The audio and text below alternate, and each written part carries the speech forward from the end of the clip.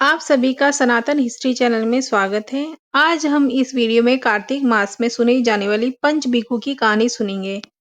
तो चलिए शुरू करते हैं। जय विष्णु भगवान की, जय तुलसी माता की। एक साहूकार के बेटे की बहू थी जो बहुत सुबह उठकर कार्तिक के महीने में रोजाना गंगा जी नहाने जाती, पराये पुरुष का मुंह नहीं देखती। एक राजा का लड़का था, जब भी गंगा जी नहाने जाता और सोचता कि मैं इतनी सुबह नहाने आता हूँ तो भी मुझसे पहले कौन नहा लेता है। 5 दिन कार्तिक के रह गए। उस दिन साहूकार की बहू तो नहा के जा रही थी, राजा का बेटा आ रहा था। खुड़का सुनकर वह जल्दी जल्दी जाने लगी तो उसकी माला मोचड़ी छूट गई। राजा आया और सोचने लगा कि जिसकी माला मोचड़ी इतनी सुंदर है वह खुद कितनी सुंदर होगी। सारी नगरी में राजा ने होला फिरा दिया कि जिसकी ये माला मोचड़ी है वो मेरे पास 5 रात आएगी। साहूकार के बेटे की बहू ने कहलवा दिया कि मैं 5 दिन आऊंगी, पर किसी को साग भरने बिठा दो। राजा ने गंगाजी पर बिछावना करके एक तोते को पिंजरे में टांग कर रख दिया। वह सुबह आई, पहली पेड़ी पर पैर रखा और बोली, हे कार्तिक के ठाकुर राई दामोदर, पांचों पांडु, छठे नारायण, भीखम राजा, उस पापी को नींद आ जाए। राजा को नींद आ गई। वह नहा धोकर जाने लगी। तोते से बोली, सुआ सुआ तेरे गल डालूंगी हीरा, मेरी साख भरियो वीरा। सुआ बोला कि कोई वीर भी साग भरता है। तो वह बोली, सुआ सुआ सुबह तेरे पग घालूंगी नेवर, साग भरियो मेरा देवर। सुआ ने कहा, अच्छा भाभी, मैं तेरी साग भरूंगा। वह तो कहकर चली गई। राजा हड़बड़ा कर उठा, सुआ से पूछा कि सुआ सुआ वह आई थी, कैसी थी? सुआ बोला, आभा की सी बिजली, होली की सी झल, केले की सी कामनी, गुलाब का सा रंग। राजकुमार ने कहा कि आज मैं उंगली चीरकर बैठूंगा, फिर मुझे नींद नहीं आएगी। दूसरे दिन वह उंगली चीरकर लेट गया। जब वह आई तो भगवान से प्रार्थना करने लगी तो फौरन ही राजकुमार को नींद आ गई और वह नहाकर चली गई। तब उसने उठकर तोते से पूछा तो उसकी कई सारी बातें बता दी। तब राजकुमार बोला, आज मैं आंखों में मिर्ची डालकर बैठूंगा, और रात को मिर्ची डालकर बैठ गया। और वह वहां आई और प्रार्थना करी, जिससे राजकुमार को नींद आ गई और वो नहाकर चली गई। तब राजकुमार ने तोते से पूछा, क्या वह आई थी? तोते ने कहा, आई थी। फिर उसने कहा, आज तो बिना बिस्तरे के बैठूंगा, और वह रात को बिना बिस्तरे के बैठ गया। जब वह नहाने आई तो फिर भगवान से वही बात कही तो राजकुमार को नींद आ गई। जब वह नहाकर जाने लगी तो आंख बंद करके चली गई।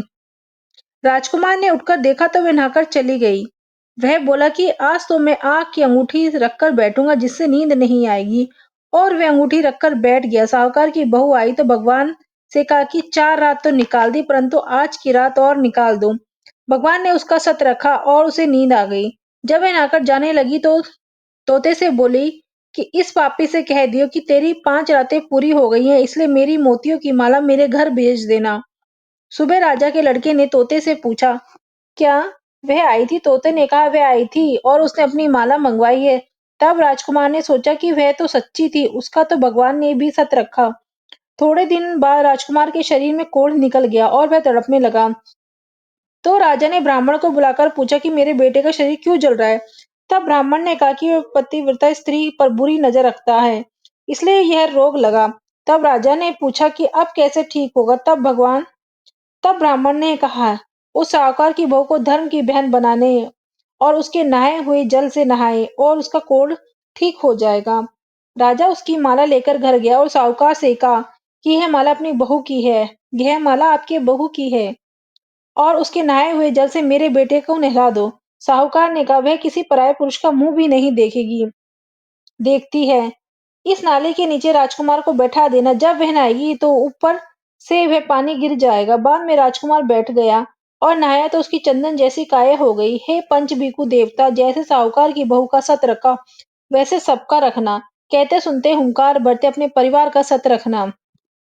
जय हो कार्तिक भगवान की जय। तो इसी के साथ हम एक भजन भी गाते हैं जो इस कथा में लास्ट में गाया जाते हैं। पूनो नहाई पड़वा नहाई, 5 रतन पंच तीरथ पंच बीखम नहाई, 1 टका मेरी गांठ में सुनियो रघुराई, आधे का लाई आंवला आधे की राई, राई दामोदर सांवला जिसने सृष्टि रचाई। राजा के घर उतरी पुत्री बन आई, राजा लाया ब्याह के रानी बन आई, चार चक्कर चार मक्कर चार दिए की लौ। मैं तुझसे पूछूं श्री कृष्ण जी कब निस्तराय होए।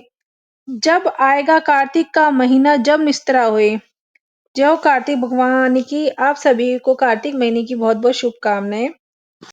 अगर आपको ये वीडियो अच्छा लगा है तो प्लीज लाइक शेयर सब्सक्राइब जरूर करें। सनातन धर्म की जय हो, अधर्म का नाश हो, धर्म की जय हो और आप सभी के जीवन मंगलमय और सुखमय हो।